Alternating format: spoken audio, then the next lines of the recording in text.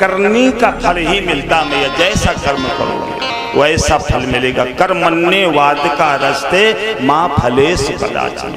भगवान ने कहा है गीता में कि कर्म करो, फल की याचना मत करो। कभी कभी प्रत्यक्ष प्रमाण है में, या कभी कभी होता है शादी विवाह सब कुछ हो जाते हैं और 100-200 साल के बाद में ये छूटा छाटी हो जाती, क्यों होता है? तो ऐसा हमने पूर्व जन्म में किया है, तब ये हमको मिल रहा है। और जिसका शुरू से लेकर के बुढ़ापा तक बढ़िया को ये चलता है, उसने ऐसा बीज बोया है तो उसका ये चल रहा है। जब कहीं ना कहीं से कुछ गड़बड़ी होती है मैया, तब ही हमको मैया ये दुख प्राप्त होते हैं। इसलिए हमेशा ये भगवान ने मनुष्य का शरीर दिया है तो मैया हमें भजन करना पड़ेगा। ये नहीं कि ये शरीर दे दिया है तो बस खूब खाए रहो, पिए रहो, चाउमीन भजिया, अब खूब पहने रहो सोना चांदी, लगाए रहो क्रीम पाउडर। इससे कुछ होने वाला नहीं है जब तक भजन नहीं करेंगे।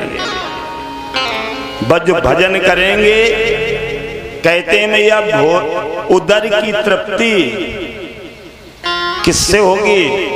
भोजन से। उदर, उदर माने पेट। पेट जब भूखा होगा तो उसकी तृप्ति कैसे होगी? भोजन से। तो उदर की तृप्ति होगी भोजन से, और आत्मा की तृप्ति होगी भजन से। अगर आत्मा ही परमात्मा है, अगर मैं आत्मा की तृप्ति आपको करना है तो आपको भजन करना पड़ेगा। और ये नहीं कहा भगवान ने कि रात दिन बैठे भजन करते रहो ना। जैसे मैंने अभी कहा था, काम करते रहो, नाम लेते रहो, जीव भव सिंधु से पार हो जाएगा। काम करते रहो, नाम लेते रहो। काम करते रहो मैया, खूब झाड़ू लगा रहे, पोछा लगा रहे, राम राम राम राम करते, कोई दोष नहीं है। एक बात बता दे मैया, मुझे याद आ गई, 2 मिनट की बात है। जैसे मैंने कहा कि कभी भी ले लो, आप ये भी कह सकते महाराज बिना नहाए धोए बताओ झाड़ू लगावे, पोछा लगावे, बर्तन धोवे माँ, भगवान का नाम ले। हाँ मैया, अरे बर्तन धोने में नहीं, सुनो। एक समय भक्त प्रभु, एक भक्त थे, और वो भक्त मैया सुबह मीटिंग कहाँ जाया जाता है? अब तो सिस्टम सब घर ही में है, पहले सिस्टम था बाहर लोटा लेकर के। और मैया वो प्रभु का नाम ले रहे थे, सुलभ में बैठे हैं और अपना राम राम राम राम राम राम राम। ब्रह्म मुहूर्त का समय, आज मैया सुबह सुबह हनुमान जी निकले, देखा रे ये कितना पागल दुष्ट है, अशुद्धता में भगवान का नाम ले रहा है, सुलभ में बैठा है, राम राम, कितना दुष्ट।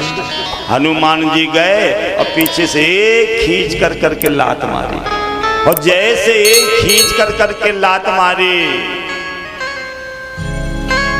अब मैया जब प्रभु मर्यादा पुरुषोत्तम प्रभु राम की सभा लगी थी, सभी मैया सभा में बैठे हुए थे, लेकिन प्रभु मर्यादा पुरुषोत्तम राम जब सभा में नहीं पहुंचे, लेट हो गए, तो जामवंत जी और हनुमान जी पता लगाया कि प्रभु आए नहीं, 10 बज गए, बात क्या है। जब गए मैया जामवंत जी हनुमान जी जब पास में कह, प्रभु आप बहुत लेट कर दिया है। तो मैया मर्यादा पुरुषोत्तम प्रभु राम कहते हैं, जामवंत जी आज मेरी बहुत जोर से पीठ दर्द कर रही है, शरीर दर्द कर रहा है। क्यों? अरे क्या बताएं, किसी ने मेरे पीठ पे लात मार दी। हनुमान जी ने तुरंत उठाई गदा, प्रभु आपको किसने लात मारी, किसकी हिम्मत? भगवान प्रभु मुस्कुराते हुए कहले, हनुमान जी किसी दूसरे ने नहीं मारी, अपने लोगों ने ही मारी, किसी दूसरे ने नहीं, अपने ही कमेटी के सदस्य। अरे बताओ तो प्रभु, जब ज्यादा कहने पर जामवंत जी ने कहा प्रभु बताओ तो, तब प्रभु मर्यादा पुरुषोत्तम कहते हैं जामवंत जी यही हनुमान जी ने लात मारी थी। हनुमान जी बिल्कुल कहले प्रभु मैंने आपके लात मारी कब? तब हनुमान जी से कहते हैं राम जी की हनुमान जी, जब मेरा भक्त सुलभ में बैठा था मेरा नाम ले रहा था, तब आपको ऐसा लगा कि ये दुष्ट ऐसे समय में नाम ले रहा है भगवान का, तो आपने उस समय लात मारी। तो एक बात बताओ, आपकी लात अच्छा रावण कुंभकर्ण नहीं सह पाए तो वो मेरा भक्त सह पाता? तो जब आपने लात का प्रहार किया तो मैं अपने भक्त को बचाने के लिए नहीं, उसकी उधर ही समाप्ति हो जाती, तो अपने भक्त को बचाने के लिए मैंने अपनी पीठ लगा दी थी, मैंने अपनी पीठ लगा दी थी। आज भैया इसलिए कहते हैं कि जब ऐसे समय में भी नाम लिया जा सकता, कभी भी ले सकते, भगवान कभी भी किसी प्रकार का दोष नहीं है। बड़े वृंदावन में हरि लाल की जय हो। अब मैया उसी समय स्वयं प्रभु की कृपा कि सती जो तजी अरे दक्षु माँ खुगे तो जन्मी जाए हिमांचल गेहा। जब सती जी ने मैया इस शरीर को छोड़ा तो आज मैया स्वयं हिमांचल राज्य के यहाँ जन्म लिया मैना के माध्यम से। और जिस समय मैया मैना के माध्यम से जब इनका जन्म होता है तो आज मैया पार्वती तप कीने अपारा। पार्वती ने मैया बहुत तप किया। क्यों, किस लिए किया प्रभु? बोलते जाओ मैया। भोले बाबा को पाने के लिए। ऐसे ही आप लोगों को करना चाहिए मैया, और न भैया। हाँ, सदी की बात है। खूब तपस्या किया मैया, और जब तपस्या किया उसी समय मैया देवर से नारद बीड़ा उठाए। बीड़ा उठाते हुए मैया जाकर के हिमांचल राज के यहाँ पहुँचते हैं, बीड़ा बजाते हुए कि श्रीमन नारायण नारायण नारायण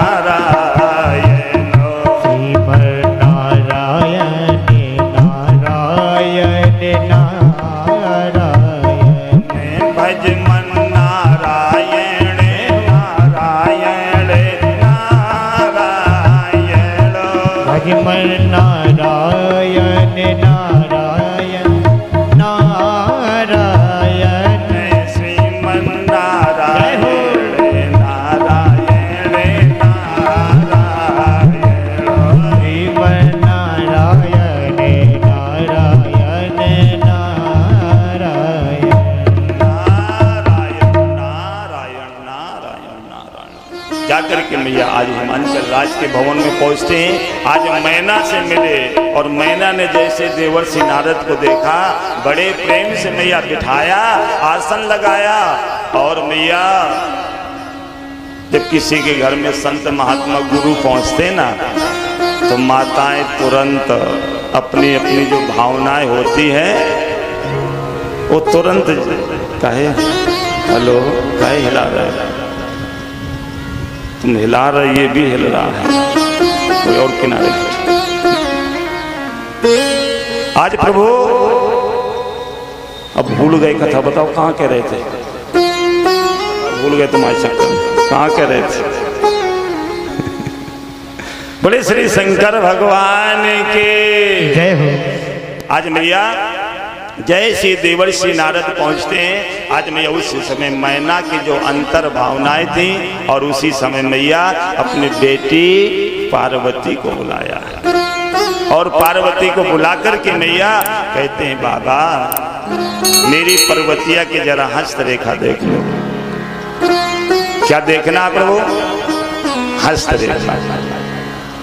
हस्तरेखा देख लो जरा, इनके लिए कहीं सुंदर योग वर मिलेगा कि नहीं। देवर्षि नारद ने मैया जैसे ही पार्वती की मैया हस्तरेखा देखा तो हस्तरेखा पकड़े हुए मैया मंद मंद मुस्कुरा रहे हैं।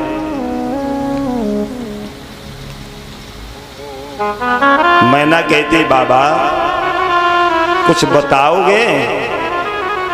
देवर्षि नारद कहते अरे मैना मैया इनकी हस्तरेखा तो बड़ी सुंदर हस्तरेखा है। अच्छा हाँ, इनकी हस्तरेखा ऐसी है कि इनके लिए जो वर है ना वो तीनों लोकों में उनके लिए वर नहीं है। ऐसा सुंदर वर है। बड़ी बड़ाई देवर्षि नारद ने किया। मैना कहती प्रभु देवर्षि नारद बड़ाई भी करते रहोगे तो कुछ बताओगे, रूप रंग कैसा है? तो देवर्षि नारद कहते हैं कि जोगी जटिल अकाम मन, जो मैया पार्वती के लिए जो है ना दूल्हा वो योगी है।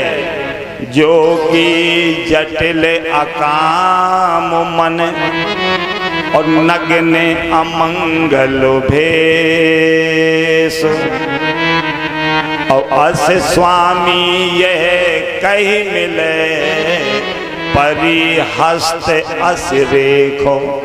इनकी हस्त माने हाथ में जो रेखा बता रही है कि वो ऐसा वर है अमंगल, नग्न अमंगल वेश। जो भक्त उनका नाम लेता है उनके ग्रह में मंगल मंगल ही कारीकार होते रहते हैं। ऐसे वर मिलेंगे इनको। जैसी मैया बताया तो मैया पार्वती जी के तो मैया बिल्कुल मन ही मन खोबे मिश्री हो रहे, क्योंकि वो तपस्या ही कर रही थी भोले बाबा के लिए हैं। उन्होंने संकल्प ही किया था जन्म कोटि लग रगड़ हमारी, बरहूं शंभु न तो रहूं कुमारी। मेरा जब भी विवाह होगा तो भोले बाबा के साथ होगा, नहीं चाहे कुंवारी क्यों न बनी रहो। तो जैसे देवर्षि नारद से सुन लिया था और पक्का हो गया गजब।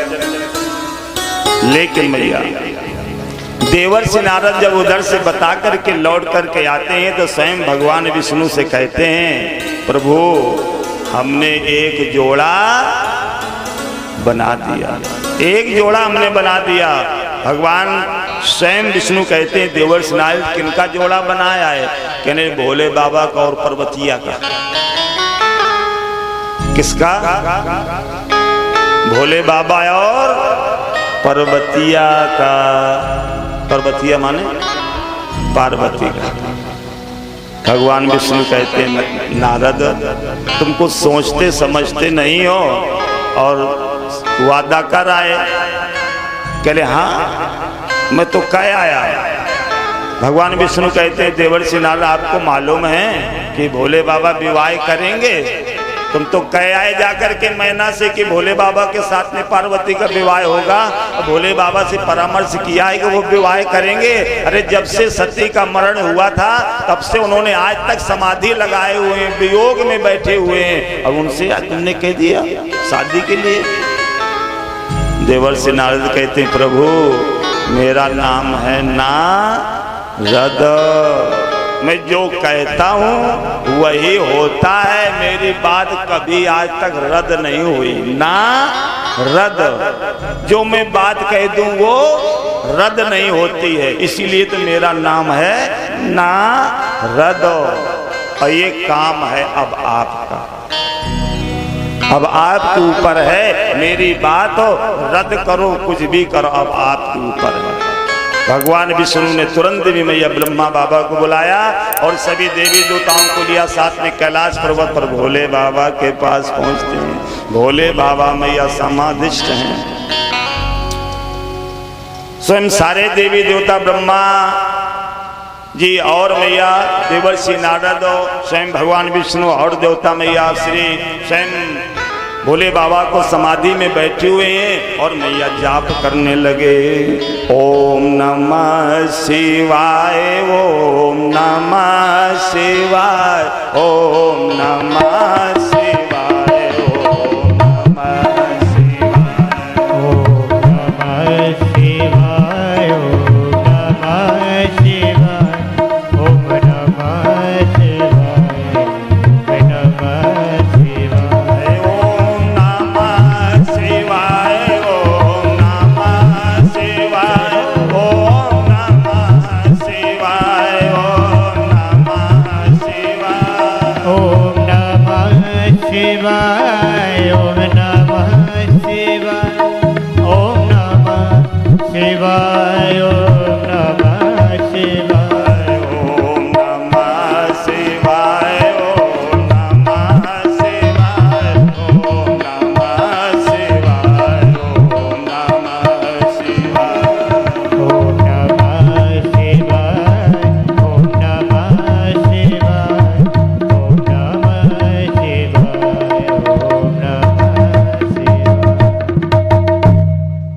जैसे मैया सारे देवता ओम नमः शिवाय का जाप किया तो आज मैया भोले बाबा की समाधि खुल जाती है। जैसे समाधि खुली तो नेत्र खोल करके देखा तो सामने मैया ब्रह्मा बाबा बैठे। जब ब्रह्मा बाबा बैठे भोले बाबा ने कहा बाबा कैसे आगमन हुआ? ब्रह्मा बाबा कहते हम सगाई लेके आए हैं, शादी का प्रस्ताव लेकर के आए तुम्हारी शादी के लिए। अब भोले बाबा मैया बिल्कुल मौन बैठे, ना हाँ बोले ना डोले कुछ। आज मैया ब्रह्मा बाबा बहुत भोले बाबा से कहा और स्वयं मैया ब्रह्मा बाबा ने कहते हैं भोले बाबा से प्रभु हम अकेले नहीं आए हैं, हम अकेले आपके सामने बैठे, पीछे देखो। और जैसे पीछे देखा तो मैया स्वयं भगवान विष्णु, देवर्षि नारद, सारे देवता, भगवान विष्णु ने भी भैया प्रार्थना किया शिव से, कहने लगे प्रभु सृष्टि का सचन करने के लिए आपको तो विवाह करना पड़ेगा। तो आज भैया जब भोले बाबा कुछ बोले नहीं तो ब्रह्मा जी कहते हैं प्रभु ये समझ लो कि लड़का या बिटिया समाज में अगर पहुंचा जाए और लड़का बिटिया न बोले, मौन रहा है तो समझ लो कि मन है। मौनम स्वीकार लक्षणम, अगर बोलता नहीं है लड़का माता पिता के सामने, लड़का हो या लड़की, तो जान जाओ कि मन है, केवल आपका मर्यादा रखें, कुछ नहीं कह रहे हैं। और आजकल तो फट से कह देते हैं। लेकिन भैया उसी समय भोले बाबा को मैं ब्रह्मा जी ने कहा चलिए अब तैयारी किया जाए। तो आज मैया उसी समय तैयारी होने लगी। तो आज मैया तुरंत ही ब्रह्मा भगवान विष्णु ने सप्त ऋषियों को भेजा। स्वयं मैया जब सप्त ऋषियों को सूचना देने के लिए हिमांचल में पहुंचाए तो आज अवसर जानी सप्त ऋषि आए, अतुरे तहीं विधि गिरि भवन पठा। सप्त ऋषि जी समय पहुंचते हैं तो आज मैया सप्त ऋषियों का सम्मान किया।